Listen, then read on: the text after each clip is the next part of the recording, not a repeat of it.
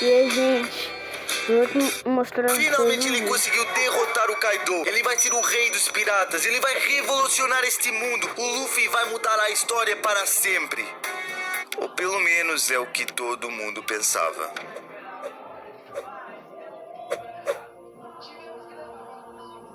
Era mais uma noite normal para os Chapéus de Palha. O Zoro, o Usopp, o Luffy e o resto do bando estavam dormindo, exceto pela Nami e pelo Frank, que estavam de vigia. Os dois falavam sobre o Luffy, sobre o quanto ele tinha mudado a vida deles e como que eles estariam neste preciso momento se não tivessem encontrado o Luffy. Ambos deram uma risada debaixo da luz da lua. O mar estava calmo numa noite de verão, com um vento agradável. Nenhum dos dois estaria naquela paz se não fosse o seu capitão. Todas as aventuras, todas as risadas, todos os momentos de glória e de dificuldades que foram superadas. Era tudo por causa dele. Ambos prometeram dar a vida pelo seu capitão e juraram que nada iria acontecer com Luffy. Mas essa felicidade não durou muito tempo. Frank se levantou do chão de madeira do Sunny e foi dormir na sua cama, perto de Chopper, Usopp, Zoro e Luffy. Nami ficou sozinha, observando as estrelas e o luar refletido no mar. Tudo estava normal, até que um gás rosa apareceu de repente na sua frente. Nami não conseguiu gritar, respirar ou chamar ajuda. Ela sentiu que o oxigênio tinha desaparecido e num piscar de olhos ela estava inconsciente.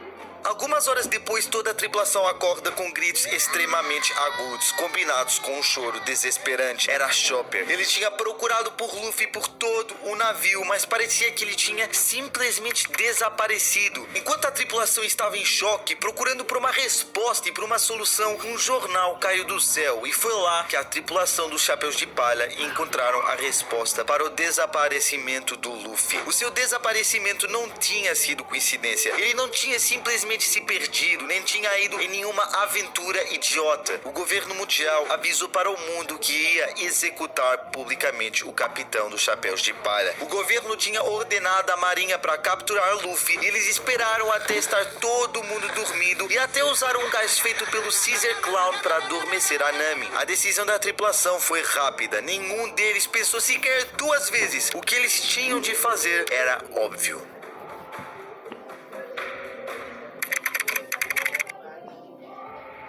Luffy finalmente acordou, e acordou já gritando, você sabe como ele é. À sua frente estavam Sengoku e Garp, apenas vigiando, mas sinceramente nem era preciso alguém estar vigiando o Luffy, já que ele estava preso numa jaula de pedra do mar, dentro de uma sala escura e fria. Luffy começou a gritar na cara do Garp, dizendo para ele o libertar. Ele não podia ficar perdendo tempo ali, mas o Luffy se ligou que a situação era séria. O Garp não estava gritando com ele como de costume, não estava irritado, ele estava chorando. O mesmo destino para os seus dois netos, a menos que ele planejasse alguma coisa. O Luffy estava em um navio da marinha a caminho da nova Marineford, onde ele ia ser executado. O máximo de marinheiros possíveis, todos os vice-almirantes, os serafins, os almirantes e o almirante de frota esperavam Luffy para protegerem a base de execução durante a execução. E para além desses todos, ainda tem mais 6 personagens esperando algo acontecer na guerra. Então não saia já, eu tenho a certeza que você vai se surpreender quando souber quem são. A este ponto, acho que já é óbvio qual foi a decisão que o bando dos Chapéus de Palha tomou. Não havia mais nenhuma opção a não ser chamar a grande frota dos Chapéus de Palha e todos os seus amigos para oferecer ao governo o que eles estavam procurando: guerra. E quando eu digo seus aliados, eu quero dizer todos os seus aliados. Os bandos de piratas da grande frota dos Chapéus de Palha, né? Os bandos do Cavendish, Bartolomeu, Sai, Aideoleu, Arjrudin e Orlumbus, a família Rico, o reino do Elisabelo II, o Rei Leaf, a tribo das Cuja, né, que é a tribo da Hancock, a gente sabe porque ela ama o Luffy, os espadachins de Wano, incluindo a Yamato e o Momonosuke, o Marco. A lista simplesmente não para. E como é óbvio, ninguém dessa lista ia abandonar o Luffy. Os Chapéus de Palha e todos os seus aliados já tinham feito o seu plano e estavam preparados para resgatar o seu capitão. Do outro lado, a marinha já tinha tudo preparado, inclusive a formação que iam usar. Os marinheiros comuns, os vice-almirantes e os serafins vão ficar espalhados pela ilha. O Luffy vai estar no topo da fortaleza de Marineford, sendo vigiado por Akainu, Garp e Sengoku, enquanto os almirantes vão estar um pouco abaixo da plataforma de execução. Só que, antes do bando dos Chapéus de Palha irem para a Marineford, Marineford, eles tiveram de pegar um certo alguém no caminho.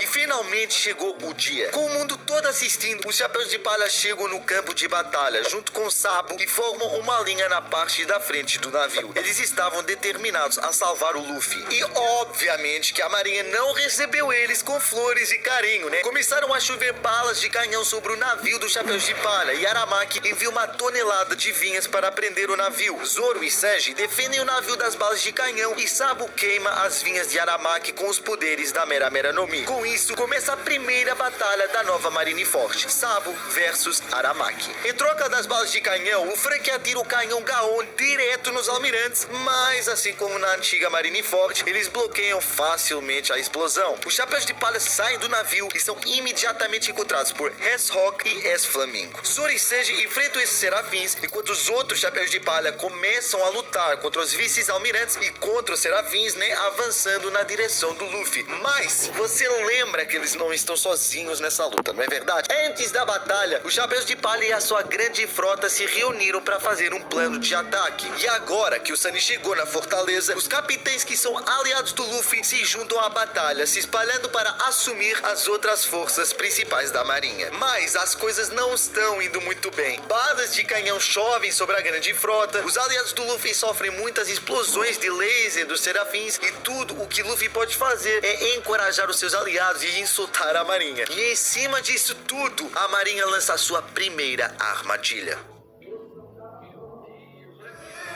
Akainu literalmente manda correntes de magma para o campo de batalha, e esse magma cai em 3 linhas ao redor da ilha, basicamente separando os combatentes. Com os lutadores presos entre o magma e o ar superaquecido acima dela, os almirantes saltam para cada local dividido pelo magma. Akainu vê que as plantas de Aramaki não são páreas para Sabo e troca de lugar com o almirante, e em vez de lutar contra Sabo, Aramaki entra no setor onde Zoro, Sanji e Usopp estão lutando contra S-Rock e S-Flamingo. Zoro e Sanji estão ocupados com os serafins, e por isso Usopp é deixado para correr do almirante pela sua vida, como ele faz em 99,9% das suas batalhas. O cara conseguia correr uma maratona muito fácil.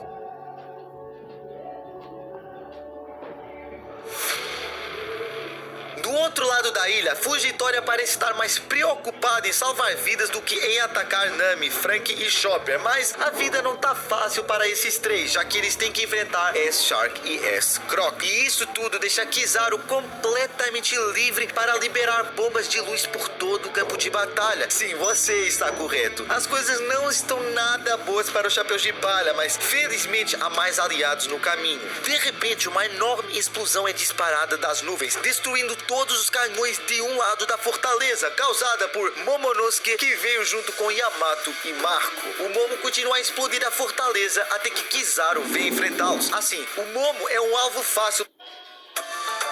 Nova linha Risqué Bio, mais natural para suas unhas e para o planeta. Sim, o Momo é um alvo fácil para o Kizaru, e por isso a Yamato e o Marco fazem o suficiente para manter o almirante afastado, enquanto o Momo destrói todos os canhões da fortaleza. E durante tudo isso, o primeiro personagem surpresa pula para o lado de Luffy, o antigo almirante de frota Kong.